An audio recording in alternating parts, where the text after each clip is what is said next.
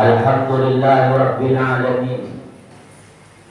Ahmaduhu subhanahu wa ta'ala ala ni'matil islami wad din. Wa ashhadu an la ilaha illallah wahdahu la syarika lahu al-malikul haqqul mubin. Wa ashhadu anna sayyidana Muhammadan abduhu wa rasuluhu arsalahu rahmatan lil alamin.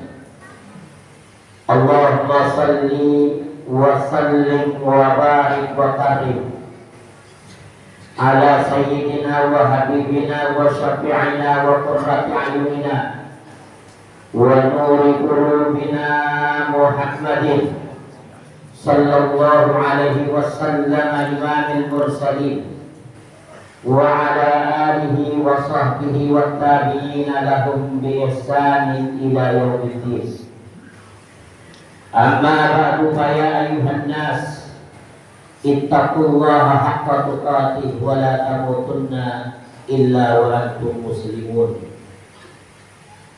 Hadirin hadirat kaum muslimin wal muslimat jamaah salat Idul Fitri yang berbahagia. Dalam suasana yang berbahagia ini, marilah kita tingkatkan takwa kita kepada Allah Subhanahu wa ta'ala dalam arti mengerjakan segala perintah-perintahnya dan menjauhi segala larangan-larangannya, serta memanjatkan puji dan syukur kita kepada Allah Subhanahu wa ta'ala, Tuhan yang Maha Agung, Tuhan yang Maha Kuasa, dengan siraman rahmat dan karunia-Nya kepada kita. Alhamdulillah, di saat ini kita dapat menyambut Hari Raya Idul Fitri karena ridha Allah Subhanahu wa ta'ala. Salawat dan salam mudah-mudahan dan selalu tercurahkan kepada junjungan baginda kita, Nabi Agung, Nabi Muhammad sallallahu alaihi wasallam. Harapan kita mudah-mudahan Allah memberikan kepada kita syafaatnya dan pertolongannya, dan mudah-mudahan Allah menjadikan di hari yang berbahagia ini orang-orang yang beruntung, orang-orang yang mendapatkan rahmat, ampunan Allah Subhanahu wa ta'ala dan pembebasan dari api neraka. Dan mudah-mudahan Allah menjadikan kita semuanya orang-orang yang muttaqin, hamba-hambanya yang bertakwa kepadanya. Amin Allahumma amin. Allahu Akbar, Allahu Akbar, Allahu Akbar, walillahil hamd. Sejak terbenamnya matahari kemarin sore, umat muslim, umat Islam mengumandangkan takbir, tahmid, kemenangan setelah selama kurang lebih 1 bulan melaksanakan ibadah badaniyah, melaksanakan ibadah rohaniah berupa ibadah puasa Ramadan, bulan yang penuh dengan barakah, bulan yang penuh dengan rahmat, bulan yang penuh dengan ampunan, bulan yang penuh dengan pembebasan dari api neraka. Saat ini tibalah hari-hari, saat ini tibalah hari di mana kita menantikannya, hari di mana kita menunggunya, yaitu Hari Raya Fitri, Hari Raya kembali kepada kesucian. Di hari yang mulia ini Allah Subhanahu wa ta'ala memberikan ampunan kepada umat Islam, mengabulkan doa-doa mereka, dan Allah juga memandangnya dengan penuh kasih sayang. Tentunya 3 hal yang diberikan oleh Allah Subhanahu wa ta'ala kepada umatnya Nabi Muhammad, kepada umat Muslim, kepada umat Islam. Untuk siapakah mereka? Sesuai dengan sabda Nabi Sallallahu Alaihi Wasallam, 3 hal tersebut diperuntukkan kepada orang sebagaimana sabda Rasulullah Sallallahu Alaihi Wasallam, man shoma Ramadan imanan wa ihtisaban ghufira lahu ma taqaddama min dhanbi. Siapa orang yang berpuasa bulan Ramadan karena iman dan mengharapkan pahala dari Allah Subhanahu wa ta'ala, diampuni yang telah lalu dari dosanya. Mudah-mudahan kita termasuk golongan-golongan yang mendapatkan ampunan dari Allah. Mudah-mudahan kita yang tergolong orang-orang yang mendapatkan rahmat dari Allah. Dan mudah-mudahan kita mendapatkan orang-orang yang dimana doanya dikabulkan oleh Allah Subhanahu wa ta'ala. Amin ya rabbal alamin. Hadirin hadirat kaum muslimin wal muslimat jamaah salat Idul Fitri yang berbahagia. Saat ini kita berkumpul di rumah Allah yang penuh dengan rahmat, yang penuh dengan barakahnya. Di tempat yang mulia ini kita merayakan hari kemenangan. Kita merayakan kemenangan jihad selama 1 bulan penuh. Mengendalikan nafsu atau perang jihad bukan suatu perbuatan yang mudah, tetapi sebagaimana yang dinyatakan oleh Nabi Muhammad SAW, memerangi hawa nafsu atau jihad nafas, sebagaimana sabdanya, raja'na min jihadil asghari ilal jihadil akbar. Kami sekarang kembali dari peperangan yang kecil menuju peperangan yang besar. Ketika itu sesudah peperangan Badar, para sahabat bertanya kepada Rasulullah, ya Rasulullah, apakah sesudah ini ada peperangan yang lebih besar? Nabi mengatakan iya. Kemudian para sahabat bertanya, peperangan apa itu ya Rasulullah? Peperangan yang lebih besar dari peperangan ini? Nabi menjawab, jihadun nafsi, peperangan memerangi hawa nafsu. Memerangi hawa nafsu bukan perbuatan yang mudah, bukan perbuatan yang gampang, tetapi perbuatan yang berat. Sebagaimana sabda Rasulullah Sallallahu Alaihi Wasallam di dalam sebuah hadisnya, ahda aduwika nafsuka alladhi baina jambayk. Paling berat musuh kamu adalah diri kamu yang berada di sisi kamu. Kemudian di dalam perkataan yang lain dikatakan, fan nafsu ahbasu min sab'ina syaitana. Sesungguhnya nafsu ini dengan 1 nafsu lebih jahat daripada 70 setan. Maka dari itu mudah-mudahan kita semuanya bisa mengendalikan hal-hal tersebut. Bisa kita semuanya menghindari dari hal-hal yang tidak diinginkan oleh Allah Subhanahu wa ta'ala. Allahu Akbar, Allahu Akbar, Allahu Akbar, walillahil hamd. Al-Imam Abdullah bin Abbas berkata di dalam sebuah perkataan yang indah. Mudah-mudahan kita bisa mengamalkan dari apa yang dikatakan oleh Imam Abdullah bin Abbas radhiyallahu anhu, yang mana beliau mengatakan di dalam perkataannya, linnasi idani ma'dudani fi sanatin wa lil muridi jamil asri a'yadu.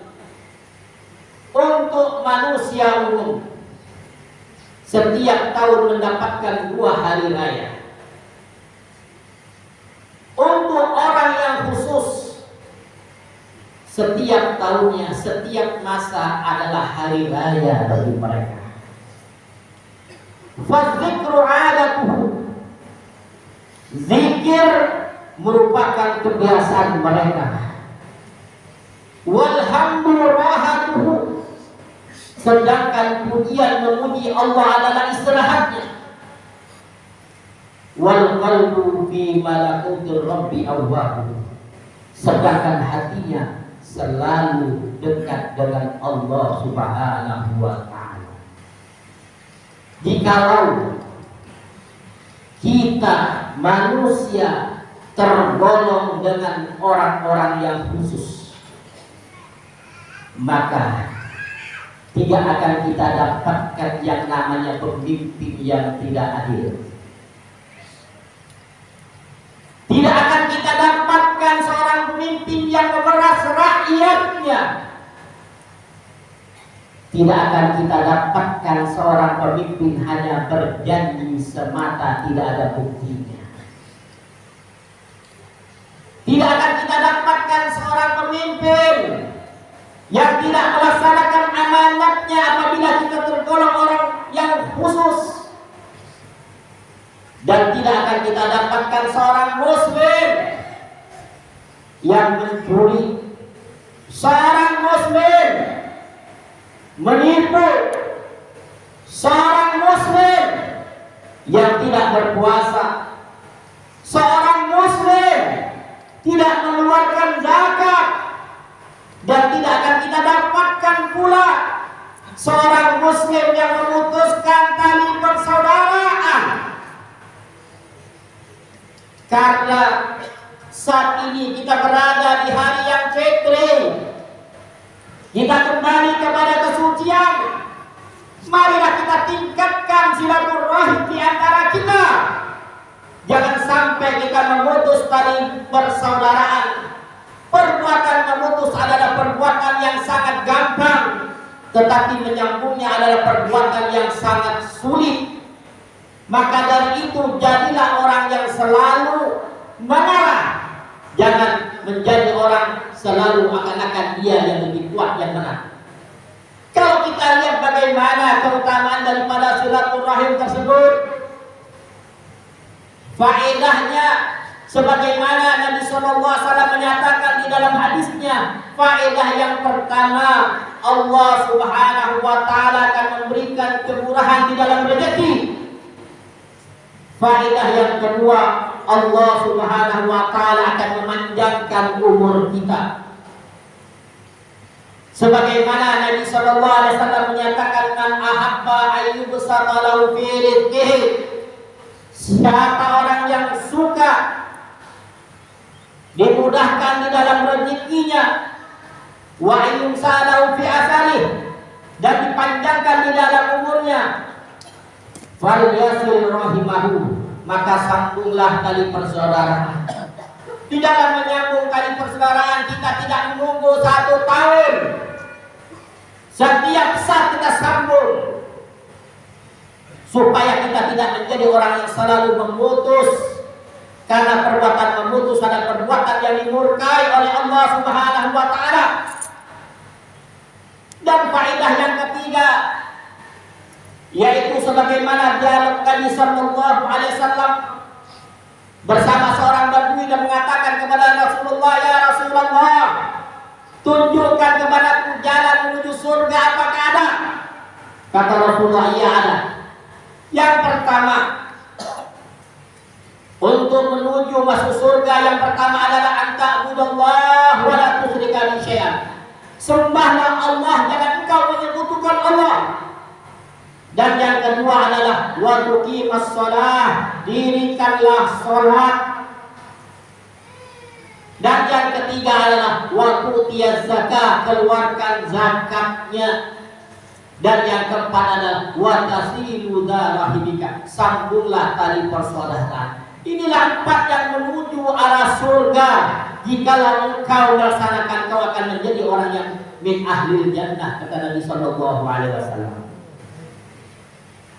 Maka dari itu hadirat kaum muslimin wal muslimat sidang Idul Fitri yang berbahagia, perlu kita perhatikan bagaimana murka Allah Subhanahu wa taala bagi orang-orang yang memutus tali persaudaraan. Sebagaimana di dalam sabdanya Nabi mengatakan la yadkhulul jannah qati'un, tidak akan masuk surga orang yang suka memutus tali persaudaraan. Di dalam hadis lain Nabi mengatakan annar rahmata la tanzilu ala qaumin qati'arahim, rahmat Allah tidak akan turun di dalam satu negeri apabila terdapat orang-orang yang memutus tali persaudaraan. Naudzubillah min dzalik. Kalau urusan dosa sama Allah kita minta sama Allah, tetapi sesama kita harus kita selesaikan sesama kita. Maka dari itu perlu kita perhatikan silaturahim tersebut dan manfaat dan keagungan dan kemuliaan dan ancaman bagi orang-orang yang meninggalkan daripada silaturahim.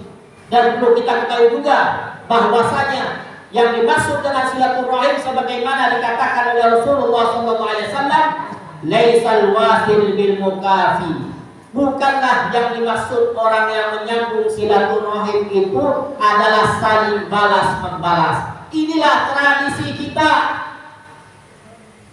Bukan ini kata Rasulullah saling membalas. Kadang-kadang maaf kalau yang muda tidak datang kepada yang lebih tua, kadang-kadang yang lebih tua merayu tamu datang kepada yang lebih tua, yang lebih muda.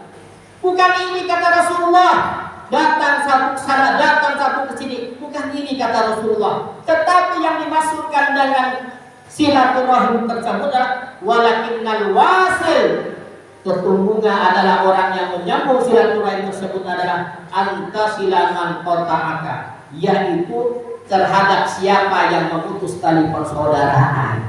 Ini yang perlu kita tingkatkan. Kalau kita memutus tali persaudaraan, kita minta maaf dulu. Jangan kita berlaku seakan-akan kita yang paling bersih, seakan-akan kita yang paling bagus. Siapa kamu, siapa aku? Bukan itu kata Rasulullah. Jadilah orang yang mengalah. Coba lihat bagaimana Rasulullah mencontohkan kepada kita. Bagaimana pribadi Rasulullah SAW yang mencontohkan kepada kita. Maka dari itu, jadilah orang-orang yang selalu mengalah. Insya Allah kita akan mulia di sisi Allah Subhanahu wa ta'ala. Dan janganlah kita menjadi orang-orang yang ego, orang-orang yang sombong. Maka karena kesombongnya akan lenyap, akan terlenyapkan dengan kesombongannya. Maka kita dari itu mengharap kepada Allah Subhanahu wa ta'ala di hari nan fitri ini, di hari kembali kepada kefitraan kita, termasuk orang-orang yang beruntung, termasuk orang-orang yang dijabahkan oleh Allah Subhanahu wa ta'ala. Doa-doa kita, amin ya rabbal alamin.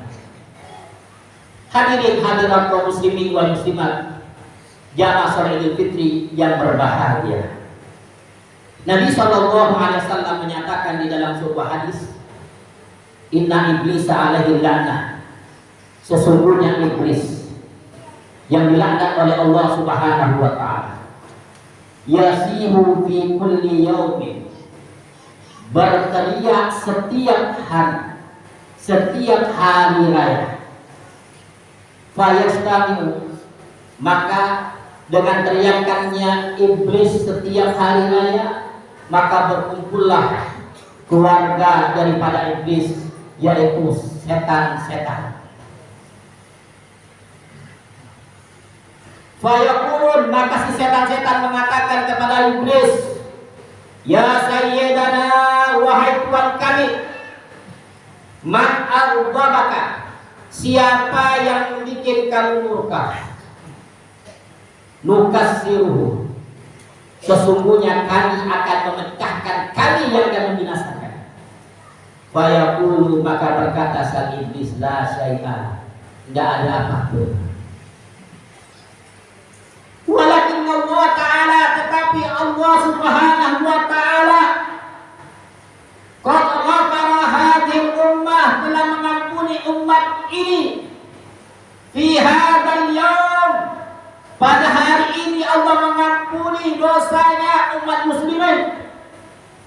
Fa'alaikum, maka atas kamu para setan-setan, antas waluhum bil lazzat, Sibukkan semuanya hamba-hamba Allah, umatnya Nabi Muhammad dengan kelezatan-kelezatan, wasyahawat dengan kesenangan-kesenangan, wasurbil hamri dan minum yang diharamkan oleh Allah, hatta yabghadahumullah sehingga Allah murka kepada mereka.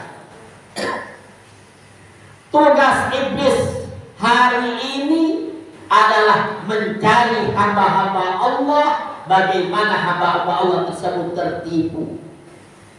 Hamba-hamba Allah tersebut berbuat maksiat, berbuat murka kepada Allah Subhanahu wa taala. Jikalau kita yang sudah mendapatkan ampunan bermaksiat kepada Allah, berbuat murka, maka setan-setan dan iblis bosnya bertepuk tangan. Kita menang. Jadi hari di mana kita mendapat ampunan, bukan mendapat ampunan dari Allah, tetapi mendapat laknat. Nauzubillahi min dzalik. Setan dan iblis sudah berusaha, sebagaimana Allah menyatakan di dalam firman-Nya, qala, berkata iblis, fa bi'izzatika, dengan kemuliaan-Mu ya Allah, la ughwiyannahum ajma'in, benar-benar akan kami sesatkan ya Allah mereka manusia-manusia. Ini tugas iblis hari ini, dan antek-anteknya setan menyesatkan kita jikalau kita lupa kepada Allah dengan ibadah kita. Selama 1 bulan sudah kita kekang, kita lupa dengan kewajiban kita sholat. Kadang-kadang kita lepas, berjabatan tangan bukan pada muhrimnya, kadang peluk sana peluk sini yang tidak diridhoi oleh Allah. Kadang-kadang kita berbuat maksiat dengan meminum yang dimurkai oleh Allah. Nauzubillahi min dzalik. Maka dari itu, kalau memang setan sudah menjadi musuh, maka jadikanlah musuh yang sebenar-benarnya. Maka dari itu, cara bagaimana kita banyak membentengi, cara bagaimana kita membentengi setan-setan tersebut. Kata salah satu seorang ulama yang bernama Kadim Ahbar, yaitu termasuk salah satu ulama Yahudi tetapi masuk Islam di zamannya Sayyidina Umar bin Khattab, dan beliau mengatakan al-husul lil mu'minina minasyaiton salasu. Benteng-benteng orang mukmin dari godaan setan itu ada 3. Yang pertama adalah al-masjidu hisnun. Masjid adalah sebagai benteng tempat kita untuk ibadah kepada Allah. Bukan di dalam rumah Allah kita bertengkar, tetapi untuk mendekatkan diri kita kepada Allah Subhanahu wa taala. Jadikan tempat ini sebagai syiar Islam, sebagai perkembangan Islam. Kita hidupkan dengan ilmu agama. Kemudian yang kedua, benteng yang kedua adalah zikrullah hisnun. Zikir kepada Allah adalah benteng. Basahkan lidah kita ini dengan menyebut Allah. Sayyidina Mu'adz bin Jabal mengatakan, ma'adda syai'un min adabillah min dzikrillah. Tidak ada sesuatu yang menyelamatkan dari azab Allah kecuali lisan kita selalu menyebut nama Allah Subhanahu wa taala. Kemudian yang ketiga, benteng daripada setan tersebut adalah qiraatul Qur'an hisnun. Membaca Al-Quran adalah benteng. Bulan Al-Quran sudah berlalu pada kita 1 hari. Mudah-mudahan kita termasuk orang-orang yang menjadikan Al-Quran sebagai pedoman hidup kita. Jadikan Al-Quran sebagai pedoman hidup kita, dan kita sampai jauh dari Al-Quran. Dan harapan kita dengan Al-Quran yang kita hidupkan, kita termasuk orang-orang yang mendapatkan syafaatnya, mendapatkan pertolongannya. Karena Al-Quran dan puasalah yang memberikan pertolongan kepada kita semuanya. Dan mudah-mudahan di hari yang mulia ini, kita semuanya kembali kepada fitrah, kita kembali kepada kesucian, dan mudah-mudahan di hari yang berbahagia ini kita semuanya termasuk orang-orang yang beruntung. Ya Allah, ya Tuhan kami, Tuhan yang Maha Pemurah, Tuhan yang memberikan kepada kita kebaikan. Ya Allah, ampunilah dosa-dosa kami ya Allah. Ampunilah dosa kedua orang tua kami ya Allah. Ampunilah dosa pemimpin-pemimpin kami ya Allah. Ampunilah dosa guru-guru kami ya Allah. Ampunilah dosa kedua orang tua kami ya Allah. Jadikanlah hari raya yang berbahagia ini ya Allah, hari di mana kita kembali kepada kesucian. Mudah-mudahan kita bisa menjaga kesucian tersebut, dan mudah-mudahan ya Allah, jangan kau matikan kami ya Allah kecuali dalam keadaan husnul khatimah. Ya Allah, hari ini kami berkumpul bersaudara-saudara kami ya Allah. Jadikanlah hari yang berbahagia ini betul-betul kita kembali kepada fitrahnya. Amin ya rabbal alamin. Jalan Allah wa iyyakum minal aidin al-faidin al-ghalimin al-maqbulin wa adkhalana wa iyyakum fi dzurriyyati ibadis shalihin. A'udzubillahi minasyaitonir rajim. Wa amman harrama qarrama rabbuna an nafsa al hawa fa innal jannata hiya al-ma'wa wa rabbil warhamatahu rabbi.